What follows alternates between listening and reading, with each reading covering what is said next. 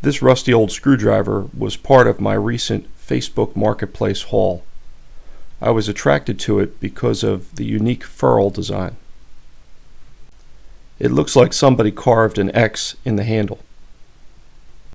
I used my coarse wire wheel to knock the patina off the screwdriver shaft. The metal was heavily pitted, but the tip was actually in pretty good shape. I like to sand flat screwdriver tips by hand. I started with some coarse emery and my little anvil as a flat surface. I have the most success maintaining the original shape of the tip with this method. Here's a close-up shot of the tip after sanding with coarse grit.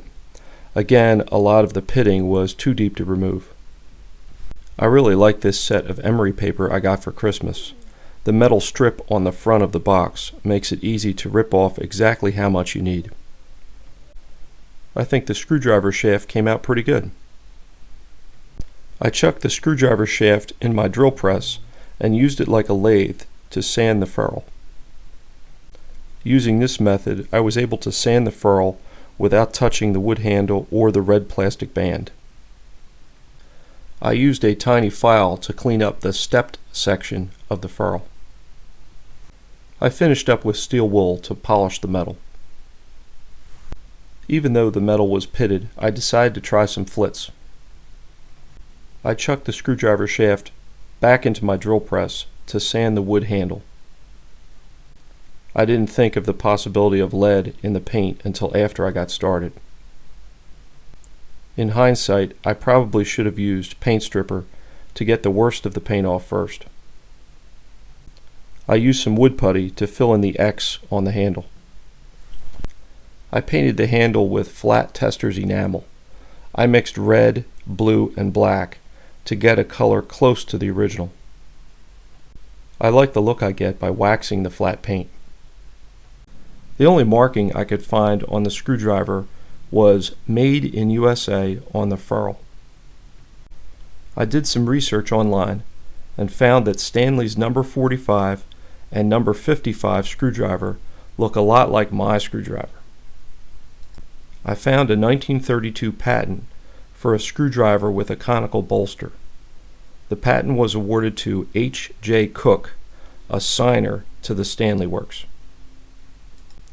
My research suggests that the phone company commissioned companies like Stanley to manufacture hand tools to their specifications. These are referred to as Bell System tools. So I think my screwdriver is a Bell System hand tool made by Stanley. I really dig the stepped machining on the shaft collar. I'm not sure if the red plastic spacer is for decoration or if it is supposed to electrically isolate the shaft from the ferrule. The tip cleaned up really well. I don't think this screwdriver saw much use. I hope you enjoyed the video. Thanks for watching.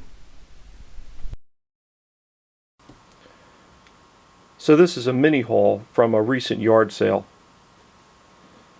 This is a Stanley Yankee 68 135 135A, and it's spring loaded.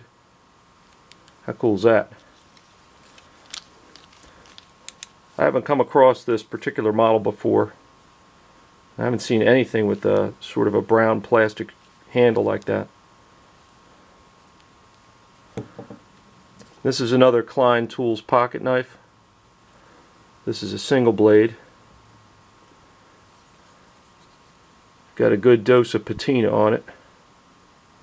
Looks like she's bent here. I've had success cleaning these up in the past. And then this is a little 8-inch pipe wrench. What I found unique about this one, hope you can see that, it says Germany on it. That's a long way to come for a pipe wrench. I thought it was odd on this side. There's some words in the forging.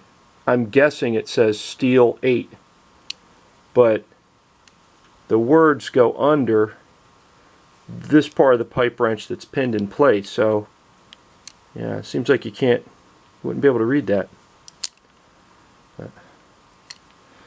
So I got these 3 for $4. Oh, and in the free pile, I got a Scooby-Doo. Ruh-roh, Raggy.